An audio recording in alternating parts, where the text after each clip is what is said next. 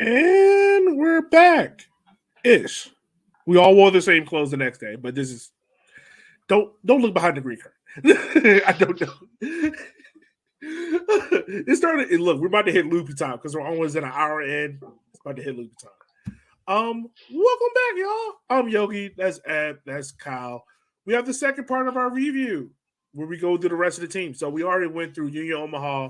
We went through Greenville. We went through Richmond. We went through Chattanooga. We went through One Knox. We went through Fort Madison. So we already went through those teams. If you haven't heard those teams, make sure you go back to our podcast from yesterday. Kyle has done a wonderful job of putting it to the audio app because I sent him the audio.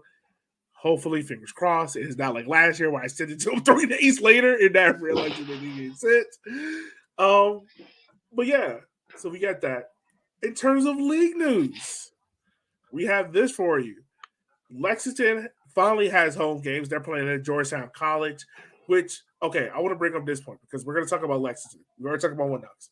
But why is it that One Knox hate Lexington more than they hate the in-state rival of Chattanooga, which is literally 40 minutes from them? Because Chattanooga is not a real city. I care to know. East Ridge is barely outside the state. But it's in the state. Like, it's still in the state. No, I did look, and a lot of people are saying, well, you have the University of Tennessee and University of Kentucky rivalry. I was like, that's not a rivalry. That's not a rivalry. That's not even football. Football, Kentucky mops the floor with Kentucky. Basketball, Kentucky mops the floor with Tennessee. It's not a rivalry. I'm sorry. No, I'm not hearing that. If that's the case, Tormenta's over there claiming Georgia, and they're like, you know what? We hate One Knox, and that's not happening. Like, no. I feel like it was just one of those where they both looked at like, oh, we're joining the league at the same time. We're going to be rivals. It feels very Omaha tried to create a rivalry for Madison-esque. I will say this, though. I love the fact that both teams are embracing it and kind of bantering back and forth. But yeah. I don't need the reasoning to be, University of Tennessee and University of Kentucky. I don't need that to be the reason. You feel me?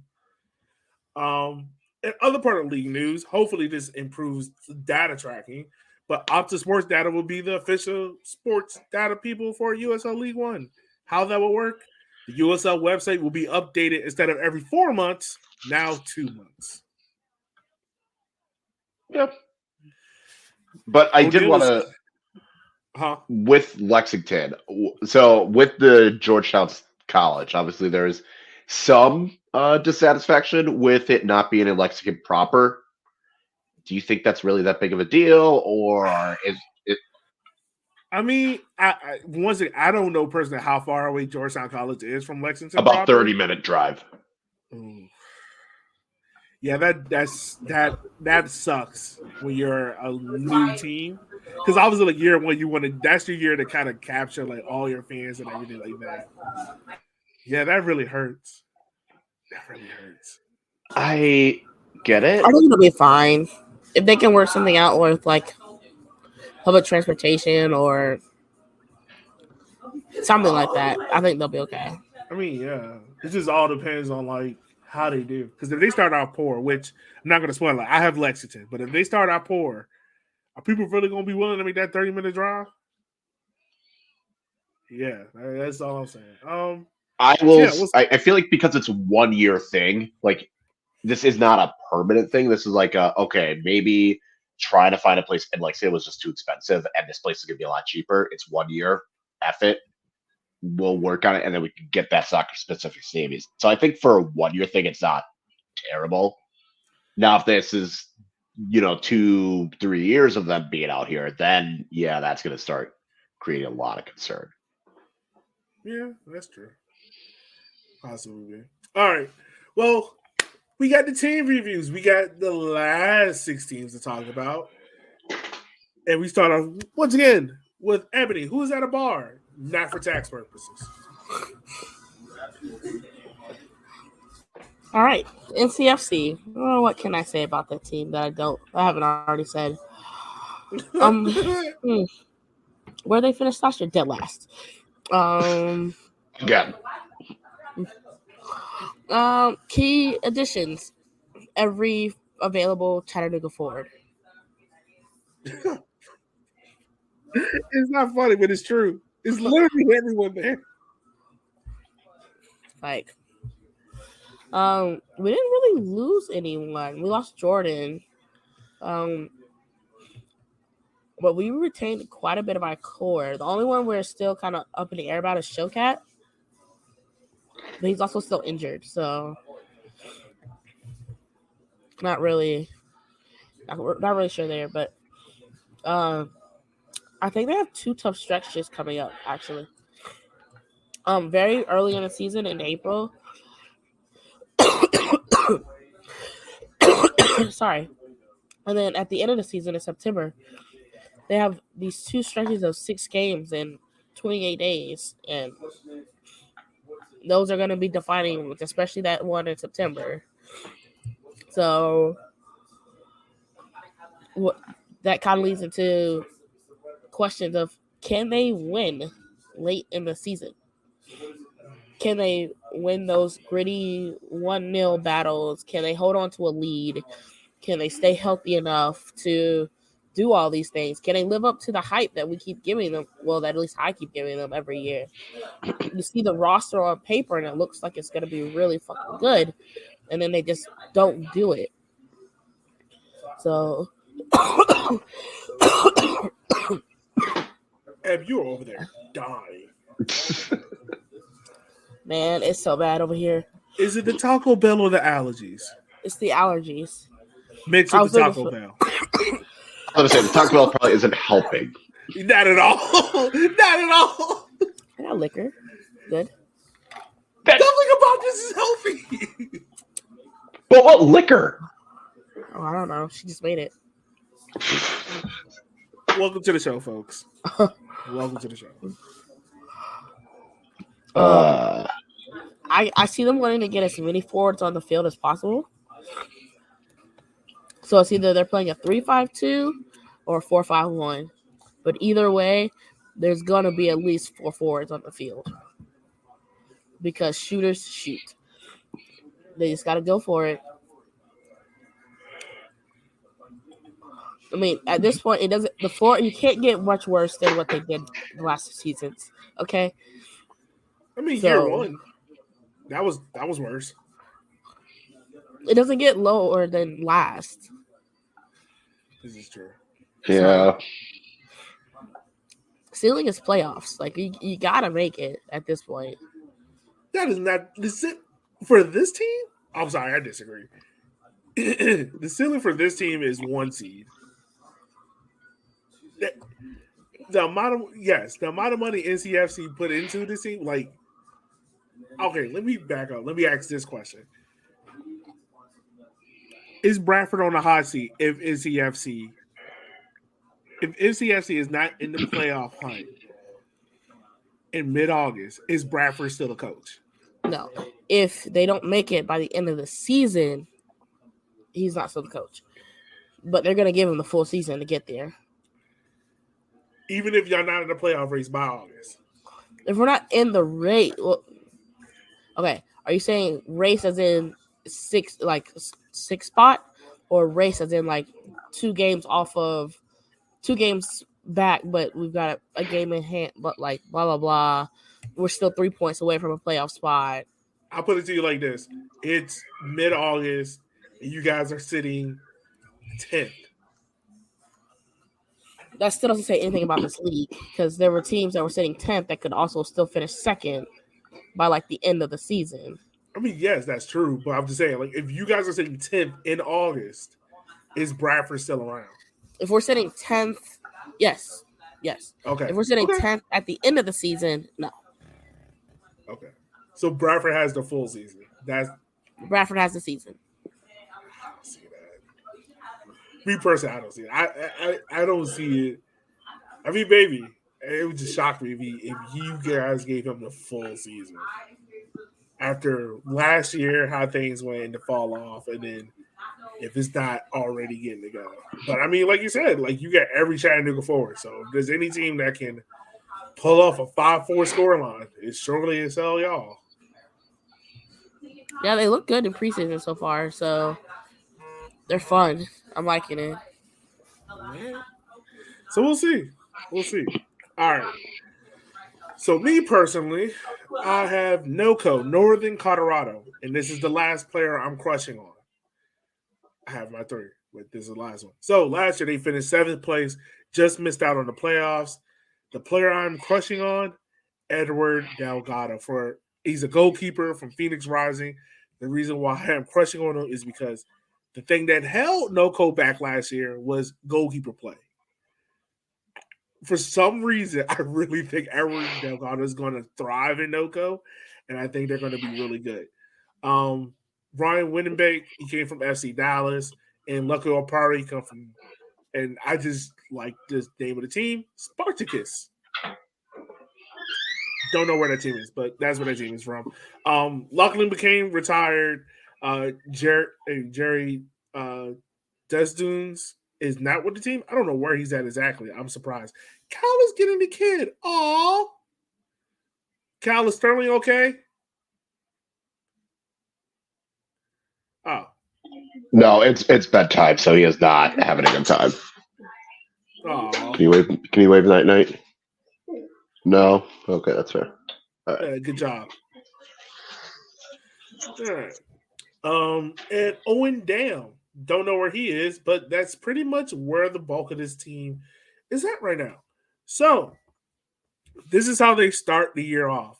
First 7 games are on the road against Chattanooga, Tormenta, Switchbacks of the U.S. Open Cup, Richmond Kickers, Omaha, One Knox, Madison. Last year, they had a similar stretch like that. The first 6 games, they went 2-2-2 with a U.S. Open Cup win in there. So they're used to being on the road. I'm just wondering, like, how going into year 2, you're going on this kind of long road trip again. How much gelling did this team get, and how much does it take out of them? Like, we saw it kind of like in that middle part last year where that road trip took a lot out of this team where they couldn't finish games late, things of that nature. My biggest question for this team is who's pulling the strings in midfield, because I don't see it. They got to get better finishing outside of Para. Last year, this team led the league in big chances created with 50, but also led with 45 misses. And I forgot to mention, they probably had the biggest returning player coming back, Arthur Rogers, re-signed. We all thought he was going to the championship or at least MLS. He comes back. So I'm interested to see how Iman uses him. Does he move him up to a forward spot now and doesn't really play him a fullback? I'm interested to see what he does there. But we know they love a 4-4-2. I think I counted in 85% of the games they played in, they played some variation of a 4-4-2, whether it was a 4-4-2 wide, a 4-4-2 holding, a 4-4-2 narrow. There was some variation of a 4-4-2 there. So they'll probably play it again. They just love pumping in crosses and stretching teams wide and kind of flooding the channel. So I expect that out of NoCo. The ceiling for this team, and this I put this in the chat, and Kyle was like, yeah, I'm crazy. And Chet was like, yeah, you're on par. So I feel kind of right about this. The ceiling for this team is they can finish top 4. They can finish top 4, but can stumble and miss out on the playoffs because of the massive road trip to start the year. The back end of their schedule, they have a bunch of home games. I'm not worried about that. It's the start of the season for this team. And can they get enough wins to start the year with, so when everyone's kind of on the road the last part of the year and they got a bunch of home games, everyone got to go out to them, they're kind of in the comfort zone. They're not like having to scravenge and get points there. That's my review of NoCo. Is this NoCo? Homie, we had them 12th on our preseason thing. Where the hell they backing in the 4th at? So, okay, we had them 12 because remember, they only had 3 players. And we were like, all right, we don't know they're playing at. Okay, so they went from 3 players to 4 players, and they still won vibes, though. Look. Maybe all right, I'll give them 11. I talked myself into it, so I'm sticking with it. I'm big. Look, NoCo is my pick this year. And look, when we do the prediction show next week, I've made some predictions for NoCo that I'm willing to stand by. I was right on my predictions last year. I'm willing to stand by him this year. But look, this NoCo team, they proved it last year. I think that season ended earlier than everyone else, but they got into the playoff races late. Now, granted, they didn't make it, but they kind of made some noise. Look. I will ride the lone wolf on NoCo. I'll be glad to. Kyle. You're muted, sir. That's good. Keep it muted. I'm proud of you. I was saying, I'm looking at this team. I'm sorry. I'm not seeing much. Like, yeah, you got 3 players I trust, 1 player that's all right, and Breck Evans, and then a whole lot of. How you got 3 books in a possible? How you got 3 books in a possible? Hey, you can win some hands off that. You can win some hands off that. Okay, all I'm saying is Arthur Rodgers better not be Trent or João Cancelo after having a great year and then completely falling off, and everyone realizes that maybe defensively not that good. I'm looking at this team and I'm thinking, I'm not fully convinced. Like, if Parra's out, if Parra misses a game, okay, I don't trust any of the other strikers. I don't trust the midfield in general. That is true. If Parra's out, then yes, this whole prediction goes out the window.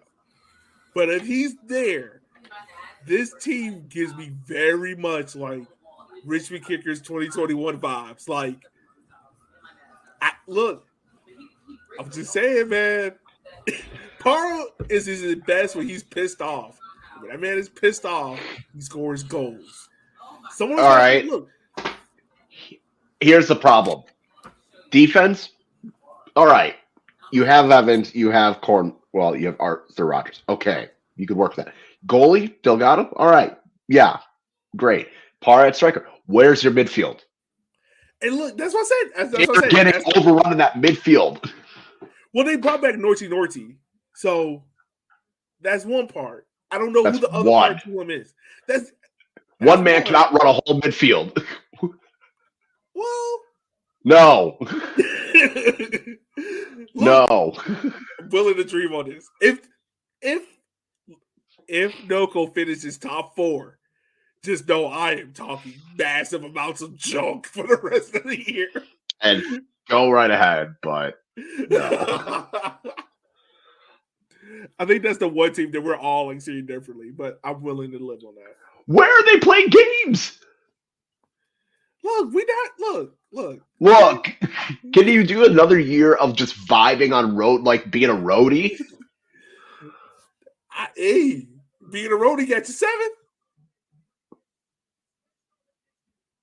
That was, but you can't do that. Trying to do that twice.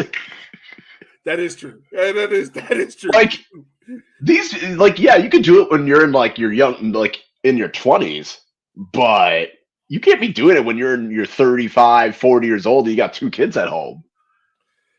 Like, you gotta go be a family. You got a family. You can't be roading it up, being a groupie for AC/DC in the 90s. You got to wrap it up here. You got to go home.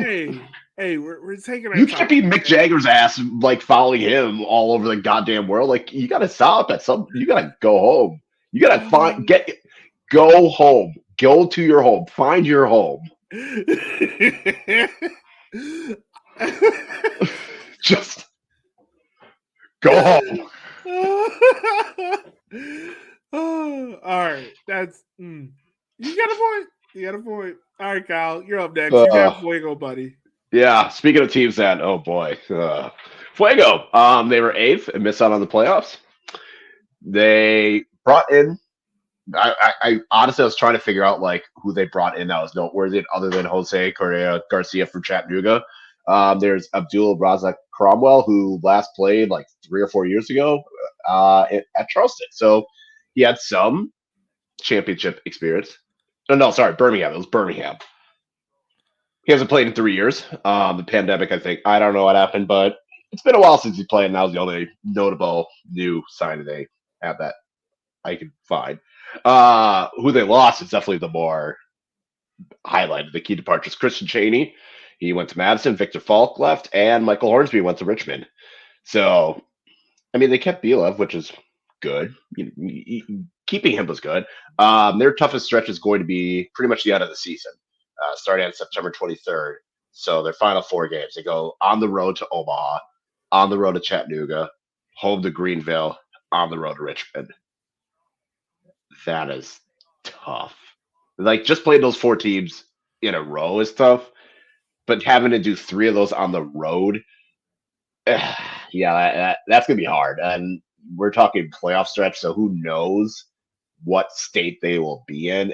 That might be the difference between making a playoff, missing a playoff, finishing last. Like this, they could be the difference between maybe keep the coach or the coach is definitely getting fired at the end of the year. Like that is a brutal stretch at the end. The big question I have is how they're going to adjust to the loss of Christian Chaney. Like, it's one thing to lose, one of your best players. Like, that'll happen in USL League One. But you're talking about someone that basically born, raised, spent their majority of their playing career in Fresno. Like, that is a hometown kid that you have just lost to a League One team. And I don't know the full reasons. Maybe it's money. Maybe Fuego didn't want to bring him back. Maybe Christian Chaney wanted a new challenge. I don't know. But it's still pretty like, oh, it's definitely going to raise eyebrows on what the hell's going on over there. And that's adding to the fan tensions with the high beer prices and tailgating and stadium situation. And now the next point in terms of how they play, it's kind of uninspiring. Like, their play is relatively uninspiring. It's kind of turgid. They want to play more direct, but it just doesn't look good. And that upsets some of the fans as well. Like, you're supposed to bring this like flavor. You're supposed to bring this excitement, and you're taking the fun out of it. So I don't know if that's going to change, because now with losing Chaney, maybe they can do a little bit more free flow instead of trying to just make him a target guy. But it felt like a 4-4-2, 4-4-1-1 kind of thing, with Bijev kind of playing that 10 and floating around between a 10 and the second striker. But yeah, I mean, it just wasn't fun to watch. At best, I think they can make the playoffs. Maybe get that 5 or 6 seed. Like, I could see that for them. But the floor is definitely bottom. Like, they won't, like, last place. That could easily be the bottom of the table, like bottom for them. Yeah, I mean, if you go back and look at how excited we were after that U.S. Open Cup game they had, to how we kind of were all for Fuego midway through the year, that team attacking wise was not it. Outside of Chaney, it was like, yeah, all right. It's all right. It was Bijan, Chaney, and then it was like, ugh. Right. I think we all can agree that Fuego's coach has probably got the hottest seat out of any coach in League One. Like, we had to put odds on it. I think he could be the first coach gone. Yeah. And it probably won't be for on the field results. It'll probably be something in the front office. Like, we just gotta shake something up, All right, you're next. You got Tormenta. The lovely birds. Finished 3rd in regular season. Finished the season as champions. Some key signings: Pablo Jara, always a good one. Yeah, and Elijah Amo. Some key departures is Gabriel Cabral, Ian Antley, and Adrian Billhart. They lost a lot of talent. Like, a lot. Like, this list could have kept going. I think they kept Sterling, though, correct? Yeah. Yep. Taco Bell coming up. Huh? That Taco Bell kicking around. You're annoying. The biggest stretch is June 24th through July 26th. That's just, they've got some really tough teams that they're playing at that time. So if you're looking at their schedule, sorry. They got Omaha, Madison, Chattanooga, Greenville, Ford again. You can actually extend it to the 29th because they got Union Omaha again. And then they throw Lexington into there. Who knows how they'll be? So they're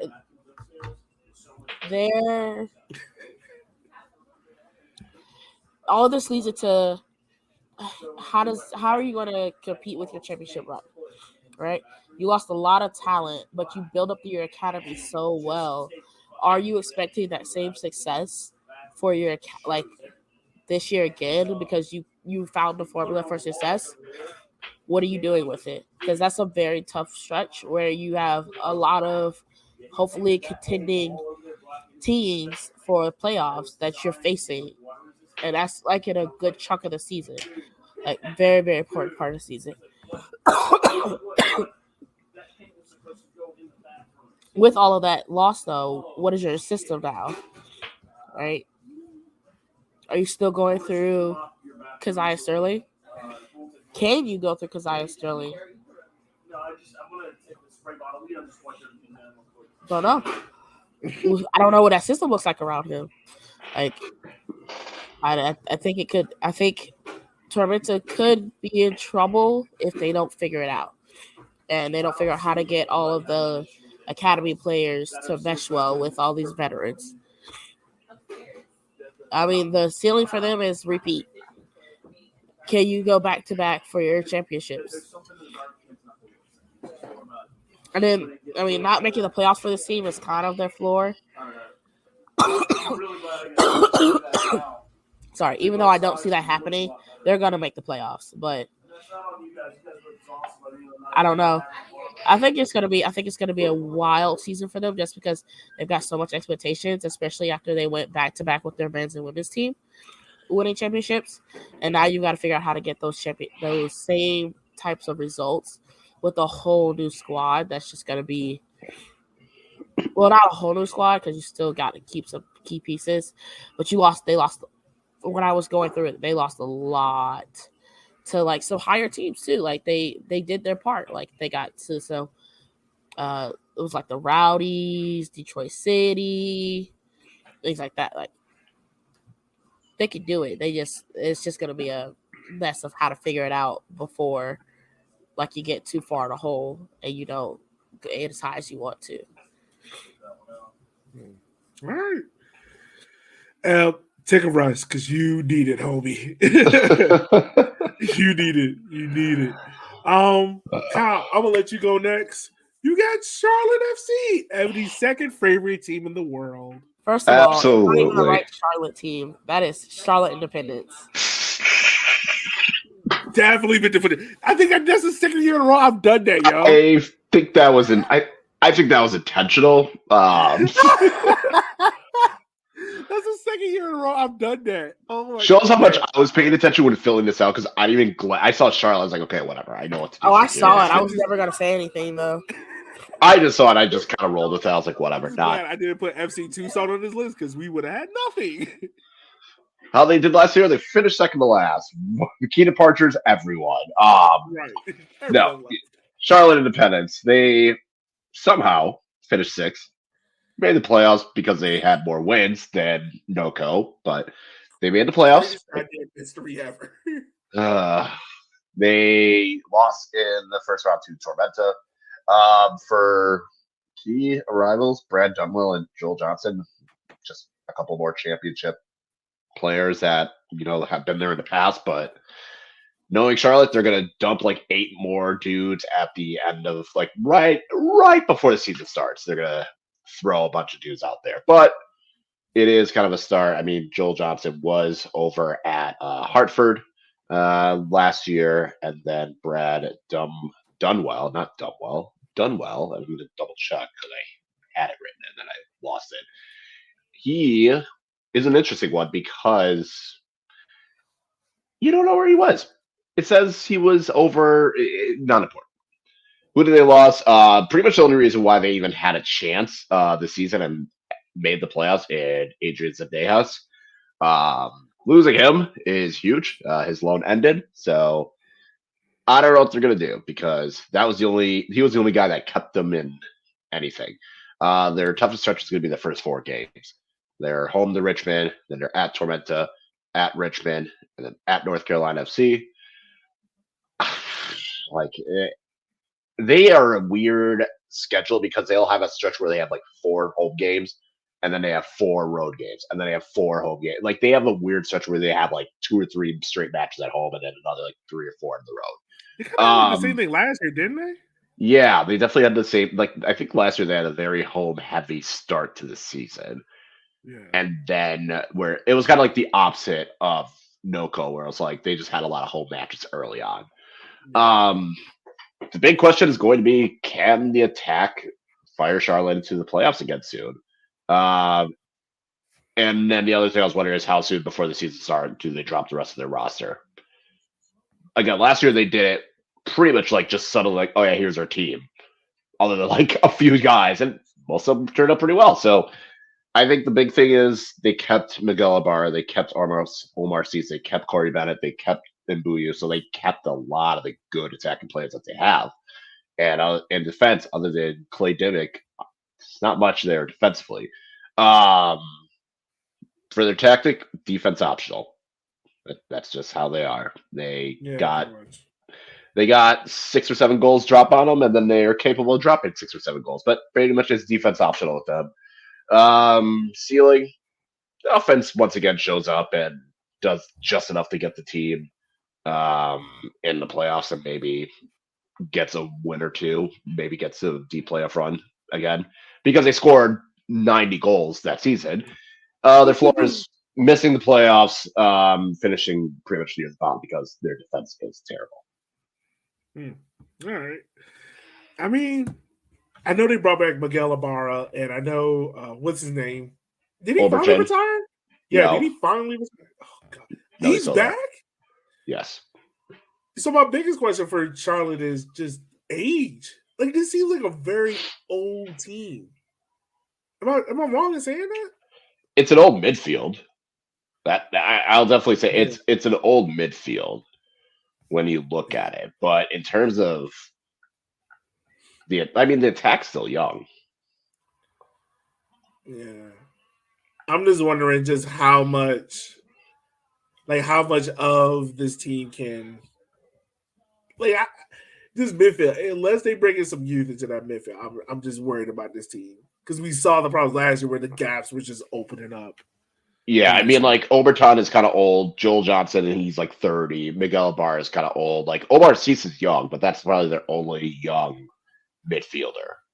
Yeah.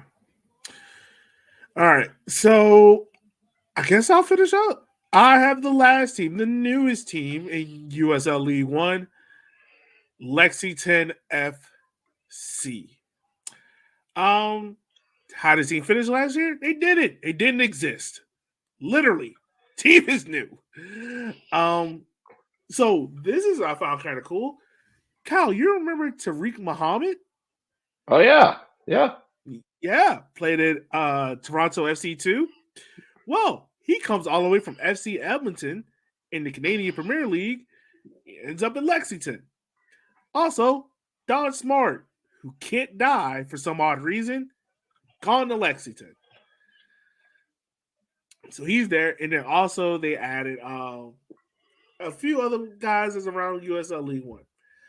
Key departures, no one, but I did put down Tubby Tuberville because gotta respect Tubby. All right. Hey, I'm just saying. The toughest stretch for this team is the month of September. It's tough, man. They go to NoCo on the road, Fuego on the road, Charlotte at home, Chattanooga at home, Ford at home. Yeah, you got 2 home games in between them, but you go on 4 massive road trips. That's tough. That's tough, especially for a new team. My questions about this team are extensive. 1, who is scoring the goals? 2, who's going to be the starting goalkeeper? Because they got guys that are no guys really played in USL League One or at all. So I have questions about the goalkeeper. I have questions about the depth in this team and how deep they can go if injuries occur or if guys get naturally tired.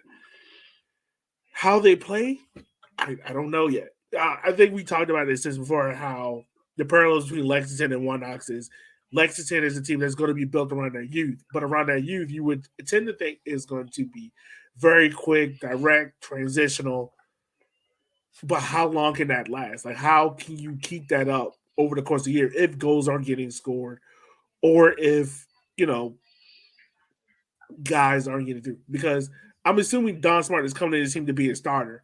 And don't get me wrong, Don Smart is a good player, but he's old, and we saw him kind of slow down a lot in the back end of Greenville season.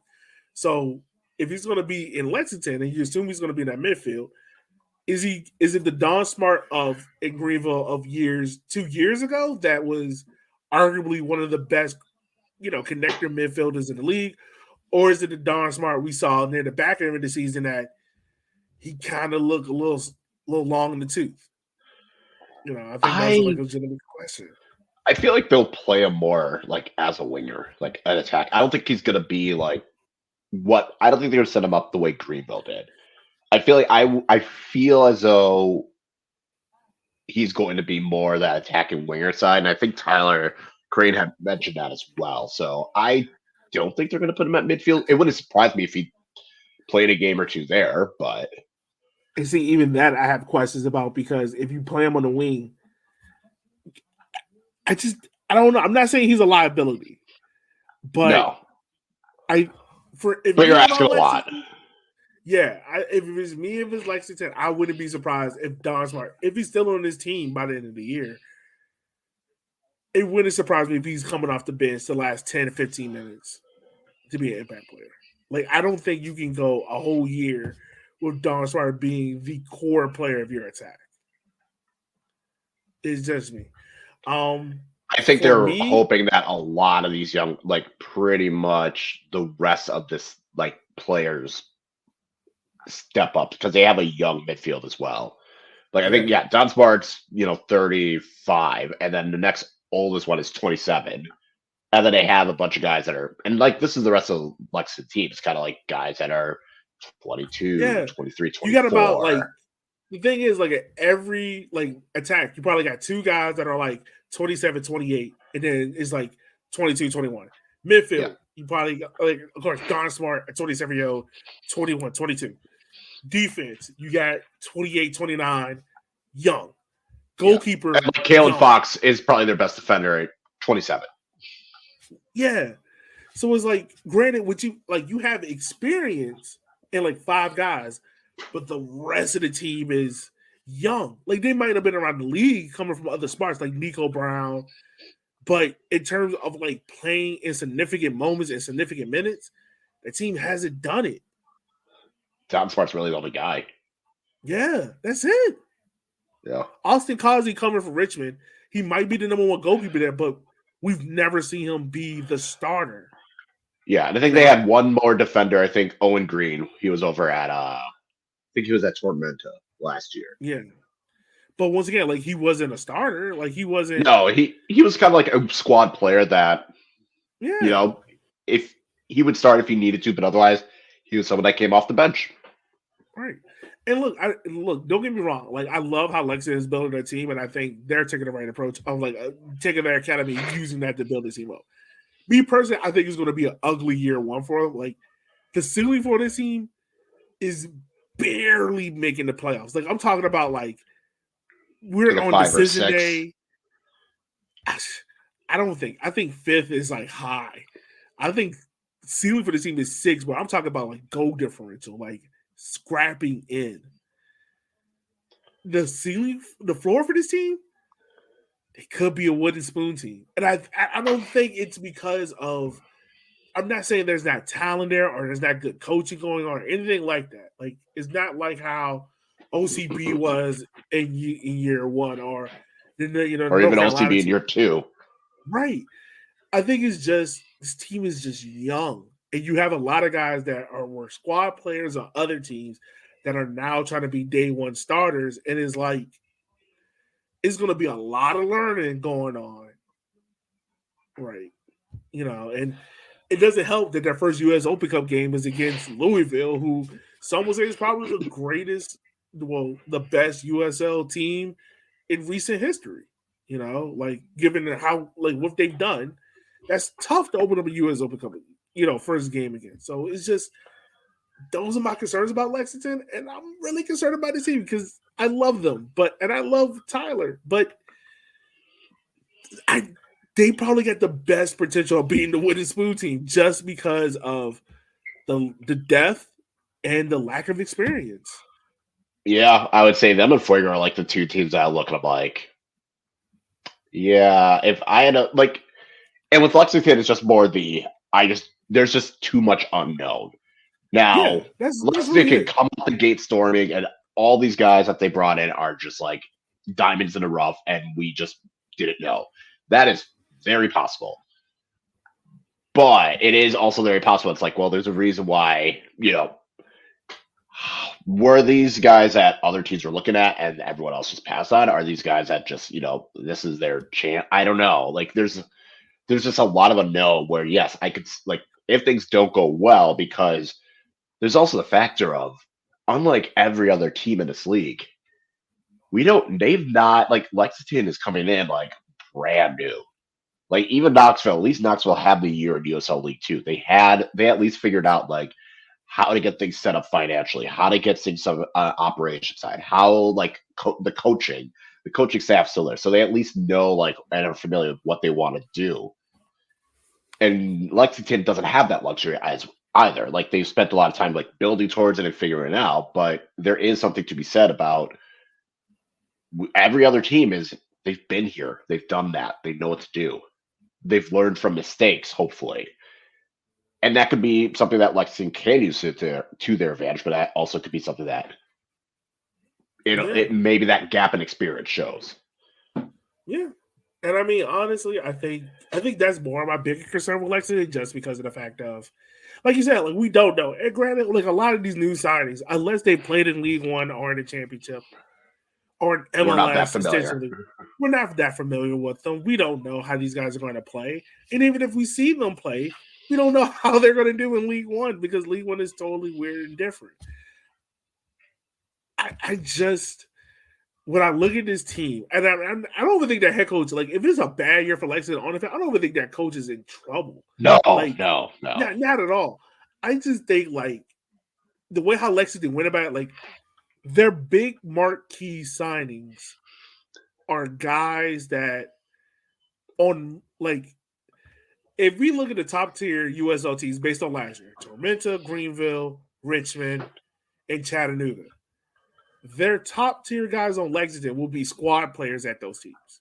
Yeah. Like, and that's not even being rude. That's just, like, the honest truth. Right. Like, they will be squad guys. So, like, that's my concern thus far. Like, that's my one. Yeah, I feel like Lexington definitely have the highest variance in terms of what their ceiling could be and what the floor is. Yeah. So, I don't know. Like, it's going to be interesting to see what goes on there at Lexington. But, buddy, Kyle, we have reviewed all 12 teams. I feel like this went a lot smoother than it did last year. Well, we kind of streamlined it a lot, too. We cut out a lot of the fluff. Yeah. We stayed on task. Good on us. Yay. As obviously you can tell, listeners, Ebony's not around.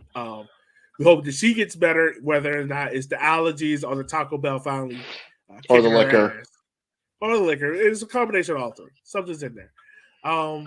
But, Kyle, any last things before we wrap up, buddy? No, I think we're now getting to the time of year where it's going to be exciting. I'm sure we'll start seeing kits being released. We saw North Carolina put out their kits. I think Richmond's coming out Thursday, so that should be interesting. I have no idea when Fort Madison are dropping theirs. We've seen Omaha's, both the home kit and what perceives to be the away kit. Like, we're getting more kits as well, so that's kind of exciting. I feel like we're now getting into all right, now everyone's kind of putting in their final touches on the season and getting ready for the season. It's going to be good. So enjoy, because once the season starts, we're all going to eventually hate our team at some point for some other reason. So enjoy the happiness of your team. Unless you're Fuego, then continue being upset. Enjoy the fun. For NoCo. If you're Fuego NoCo, continue being very upset with your team because of off the field reasons. Yes, please do. Keep it up, y'all. We're rooting for. That's why I'm rooting for NoCo. Because some fans need some happiness. Look, you can't be charging those prices and not give the fans a good time. Like, what the hell? Yeah, that is also true. Like, they're charging like $350 for season tickets. That's the cheapest, and they don't have the stadium. Like, what are you doing? Somebody got to pay for Power's contract. I guess. Barstool, I thought would be maybe Barstool could call him. Hey, who knows? Maybe so. But as always, listeners, we just want to say thank you for taking the time out of your day for listening to our show, because without you, we want to be able to do this. Also, Jake, we need the royalties. We're promoting 50 Plus Darna. Someone got to give. If you want us to promote your show, hit us up. Let us know. We are gluttonous for money. I was going to say, you send us stuff, we'll wear it. Yeah, we'll promote 100%. it. 100%. We will gladly do it. Also, fans, last thing, be on the lookout for a fan survey coming up, because we want to hear your input on our prediction show. It's happening live next Thursday. So, woo! Yay. But with that being said, guys, we'll holler at y'all next week. Be easy, be safe, and enjoy.